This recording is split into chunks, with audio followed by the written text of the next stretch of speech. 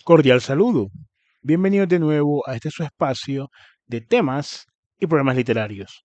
Soy Sundiata Keita, escritor, actualmente representante por el subsector de escritores independientes dentro del Consejo de Literatura en el distrito de Medellín, así como miembro fundador del colectivo Episteme Colombia y su anfitrión en este su espacio. En el programa de hoy vamos a tener la oportunidad de conocer un poco, aunque es un autor con bastante fama. De hecho, ahora, por una de las adaptaciones de una de sus novelas realmente más importantes, de sus obras más importantes, Pedro Páramo ha sido conocido por muchas personas de habla hispana y en general, pues también extranjeros por esta plataforma de Netflix. No estamos hablando de otro autor, sino de el gran escritor mexicano Juan Rulfo. Pero hoy vamos a hablar de uno de los cuentos que está en su libro El Llano en Llamas, que es un libro de cuentos bastante interesante. Aporta perspectivas respecto de cómo la violencia, el desplazamiento, los dramas personales, lo incomunicable, ¿no? Frente a al mismo aspecto geográfico del llano, influye mucho en los personajes. Es un libro muy interesante de cuentos. También tiene la rúbrica y el estilo de Juan Rulfo, en el cual va ilustrando, pese al lenguaje, para algunas personas, ¿no? Quizá algunos puristas, pese al lenguaje eh, que tienen los personajes, que es apenas, como es apenas lógico, el que les es propio, ¿no? Al ser personajes de un entorno rural y al ser personajes además con unas características de personalidad y unas características eh, también en cuanto a su idiosincrasia que deben tener. Es un lenguaje que tiene toda una serie de manejos en las distintas figuras retóricas muy interesantes, ¿cierto? Vamos a ver algunos en este cuento. Es un cuento eh, que se llama Es que somos muy pobres, ahí está titulado, y es un cuento que es muy ilustrativo de situaciones que aún hoy, lamentablemente, guardando las circunstancias, se siguen dando, ¿no? Digamos que las cosas cambian, pero al mismo tiempo permanecen igual. Nada nuevo hay bajo el sol. Entonces, dicho esto, vamos a ver el universo literario y todas las reflexiones. Vamos a leer algunos fragmentos de este cuento.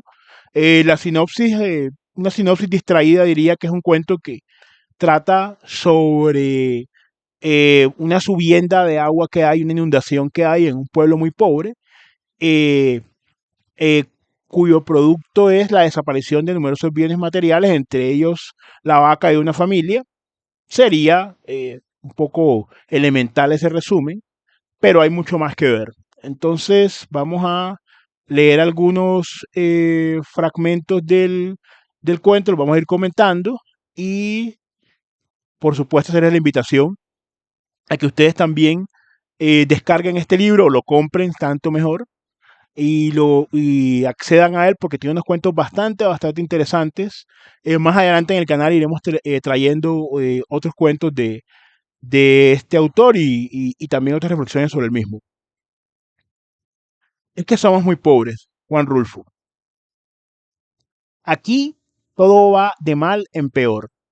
La semana pasada se murió mi tía Jacinta y el sábado, cuando ya la habíamos enterrado y comenzaba a bajársenos la tristeza, comenzó a llover como nunca.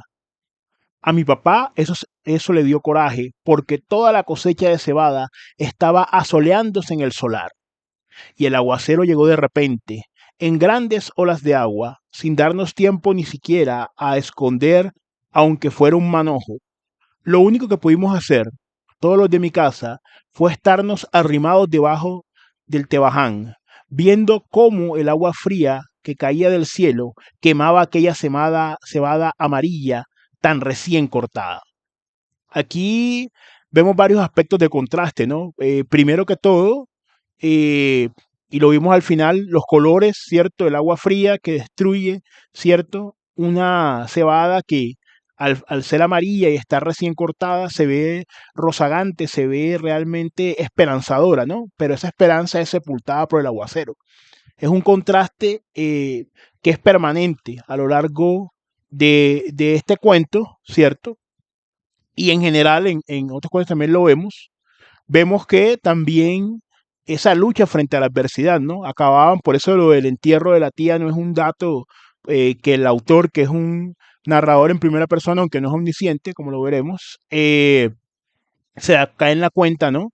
Es un dato que no está allí para adornar, sino que realmente eh, deja ver cómo un ejercicio de resignación y de lucha frente a la adversidad es permanente, ¿no? Sería una de las cuestiones a anotar allí.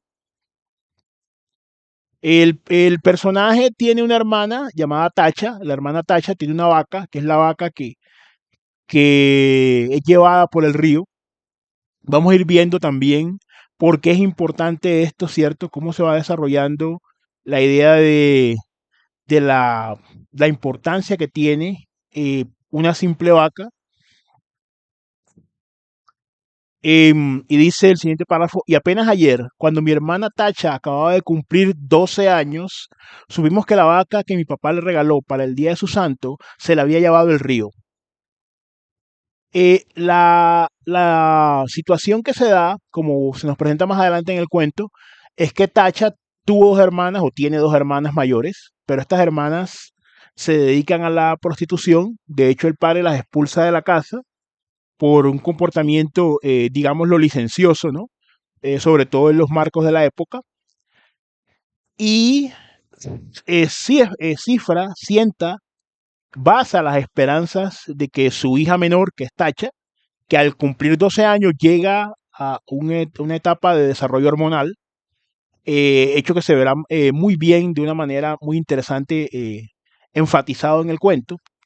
Entonces la vaca simboliza, de hecho, la dote, y además de la dote, es un símbolo, ¿cierto? De alguna forma, esto no, lo que voy a decir ahora no es que lo se extraiga directamente del texto, pero por decirlo así, eh, la vaca de alguna forma llega a ser una especie de objeto, de ofrenda que se da frente a este destino o esta fatalidad secular, ¿no? Es una fatalidad secular, no intervienen, por así decirlo, elementos de orden metafísico, con el perdón de los filósofos que puedan llegar a ver el video, de orden metafísico, sino que la misma dureza de la vida, las mismas circunstancias, la precariedad económica, por eso el título es que somos muy pobres, insta de alguna manera, determina de alguna manera las acciones de muchas personas, como pudo ser el caso de las hermanas mayores de Tacha, que eso no se explora demasiado, pero en el ambiente de escasez y de precariedad se da a entender que es una de las causales de su comportamiento. Entonces esta vaca de alguna forma es una ofrenda para evitar ese destino, y en ello está mucho de la tensión narrativa del cuento. El autor hace unas muy buenas descripciones de la lluvia, del ambiente, de cómo la gente toma la inundación, cómo la va a ver, ¿cierto? Como un espectáculo. En algunos lugares, por ejemplo, vamos a ver un poco de Serpentina, que es la vaca, cómo la describe Rulfo y por qué le da ciertas características. Entonces, en el cuento,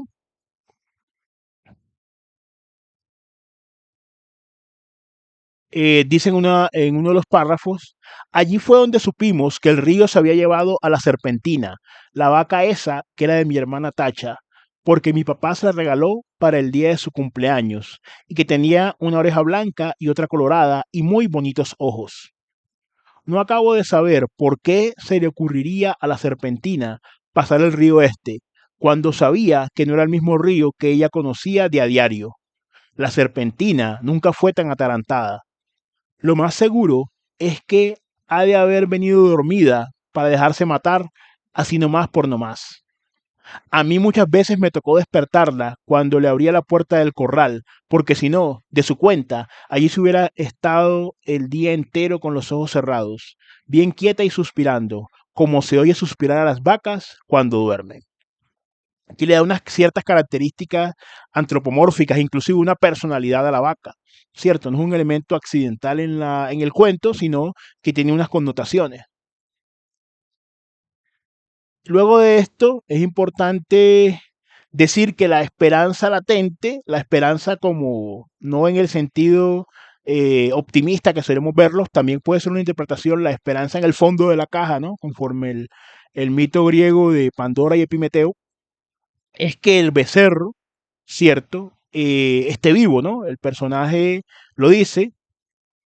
De hecho, aquí hay una parte donde lo enfatiza. Dice, no más por eso, no sabemos si el becerro está vivo o si se fue detrás de su madre río abajo. Si así fue, que Dios los ampare a los dos. Ahí también le dan una cierta connotación como si hablaran de dos personas. Describe cómo el padre consigue la vaca y cómo la esperanza, ¿no? Es que el becerro está vivo, pero cuando se ve el panorama de la inundación desde la altura que ellos lo están mirando, que uno de los vecinos le dice que la vaca pues pasó con las patas hacia arriba, lo más probable, por la magnitud de la inundación y el tiempo de la lluvia, es que el becerro también esté muerto. Sin embargo, se aferra a esa esperanza, por así decirlo, en ese sentido del mito clásico, ¿cierto? Como un mal, ¿cierto? Seguir esperando que el becerro viva cuando evidentemente no debe ser así. Sin embargo, al final, que también es interesante, lo vamos a ver, está abierto frente a esa posibilidad.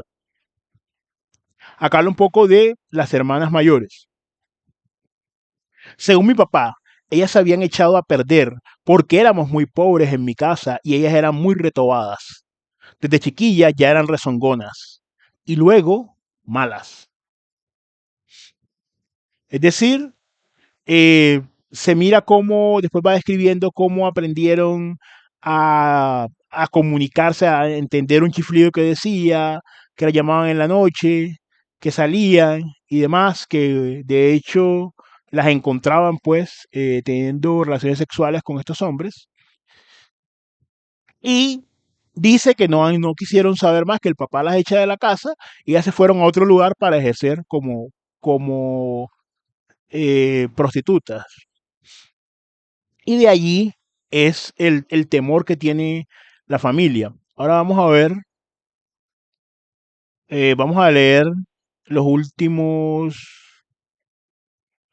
párrafos del cuento, que son bastante dicientes, para ir concluyendo, ¿cierto? Como siempre, esta apertura de paréntesis para que ustedes también exploren este cuento y en general la literatura de Rulfo.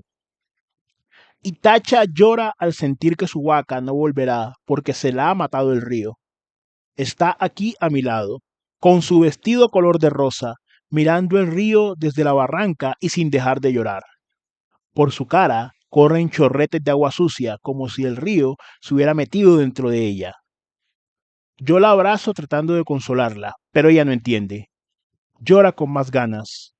De su boca sale un ruido semejante al que se arrastra por las orillas del río, que la hace temblar y sacudirse todita, y, mientras, la creciente sigue subiendo. El sabor a podrido que viene de allá salpica la cara mojada de Tacha, y los dos pechitos de ella se mueven de arriba abajo, sin parar, como si de repente comenzaran a hincharse para empezar a trabajar por su perdición. Acá termina el cuento.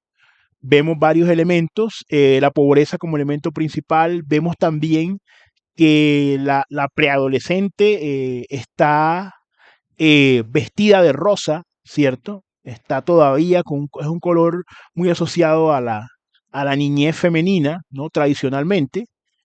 Y vemos que de una manera sutil el río, ese elemento sucio, ese elemento contaminado, podrido, es el adjetivo, que se le está dando, la salpica.